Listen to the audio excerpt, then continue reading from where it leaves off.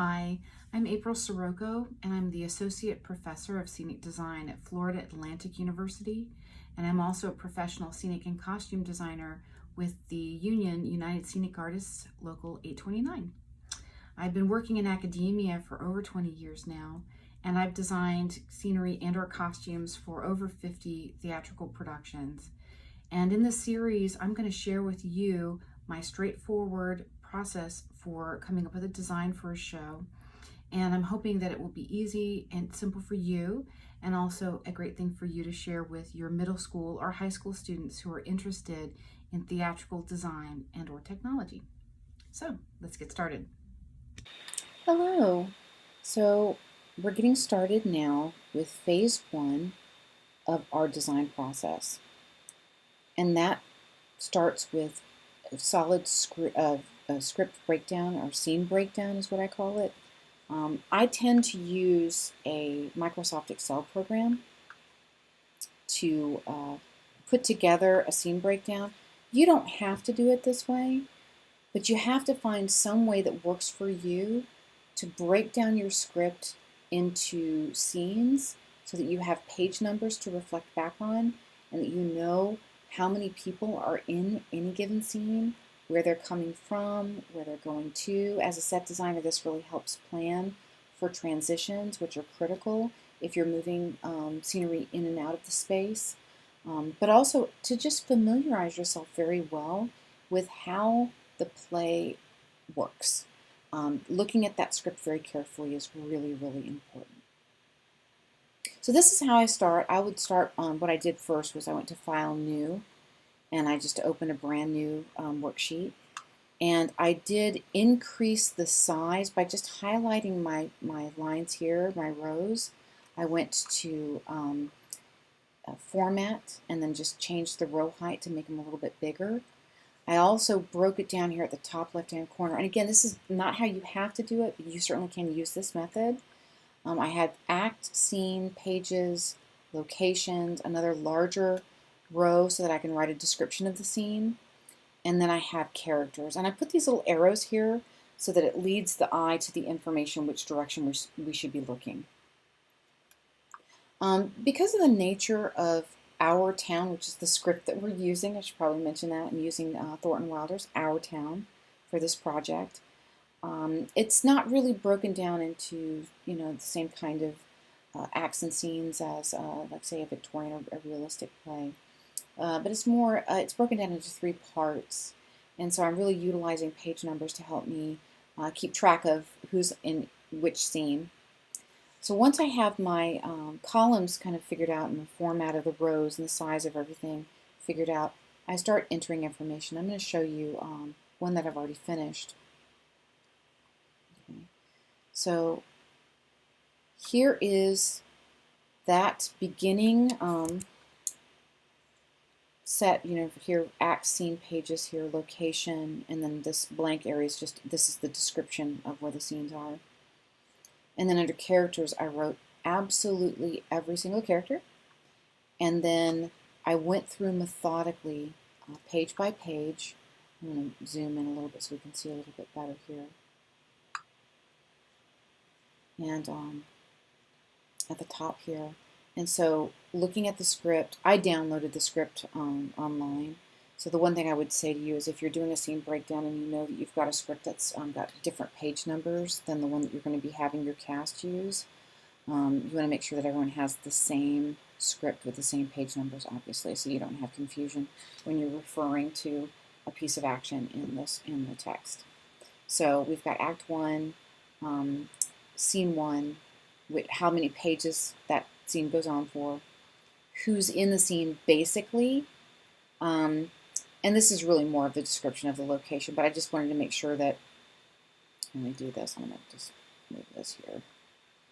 Just put it here, so that makes more sense. Location. And this is just a very, very brief description of where the scene takes place. So Grover's Corners, exterior scene. The second scene is in the Gibbs house and the Webb house.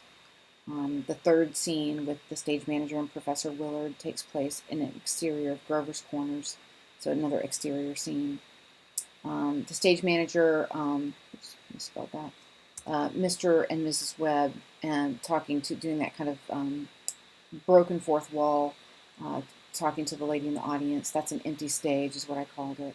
So I went through bit by bit and got that all done. And it was really, really informative. I learned a lot about the play doing it that way.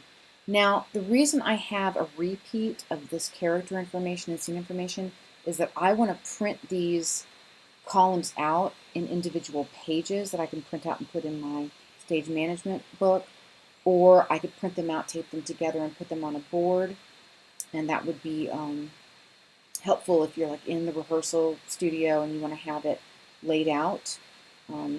For me, I like to put them in a notebook because I'm doing this as a design project, so I want to have it in a format that's easy for me to get to. I'd also, of course, keep one on my laptop. I also tend to use Google Drive quite a bit, and that's shared folders. When you're working with a large cast and you want to share information like that, I think that's the best way to share it. But if I were wanting to print this out, I went ahead and just highlighted, starting here at the corner, I'd highlight this, and I'd go up to Page Layout and go to Set Print Area. And if this was too much information for me to fit on one page in a portrait orientation, I'd get a little dashed line showing that it's not going to print the whole thing. So I want to make sure. That's why I went ahead. I figured out that if I have a column like this and I have 6 other columns, that's all that will fit on one page. And I can look at that by going to File, Print, and I get a print preview, and it shows that just that amount fits on one page. So that's why I went ahead and inserted another column here so that I could have that information, and then I could print 6 more columns because I figured out exactly 6 fit. 6 more columns will print on the second page. Then I can scroll over and I can move this down a little bit, and then I can make sure that I have all of my choose my grid, all borders. And this is going to be too much. See, so if I went to Page Layout and I chose Print Area, Set Print Area, see that little dashed line there? That means that the last 2 columns would fall off the page. So I'd have to figure out how to do that. What I'd do is right here at the break, insert this information again right here before column V, and then I would just have a page with Act 3, Scene 2 and 3 on the last page. So it just would be a short page of that information. Okay, so I can see that if I go to Set Print Area, and then I go to File, Print, I get my print preview again, and see those last 2 columns don't fit there. So I'd have to make that adjustment like I'd said. So why do this again? This is going to be the information that I need to determine what pieces of scenery need to be available to just tell the story. I'm not talking about at this point having a kind of a thematic idea, or if I'm thinking about establishing mood. None of those other things that I'm doing with set design. This is simply an exercise for me to familiarize myself with the play. I've also done these before using Microsoft Word and just written them out in a kind of a narrative form, which is also a helpful thing to do. But I find that this, for me, works really, really well because I've got the quick, information about location. I've got information about who's in the scene, like a little brief. Of course, I know down here specifically who's in the scene, but I also kind of just have a little blurb about, oh, this is the scene with Rebecca and George when they're on the ladder together after he's talked to Emily the first time. Then later on, they come back and they're on the ladders again together.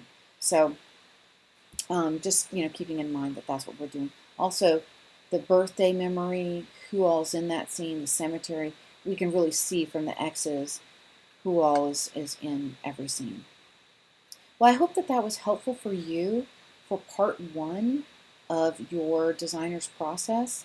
And this again is called an example scene breakdown. So I hope that you can do one of these for yourself, and I hope that it works for you as you start to organize your design process for future shows.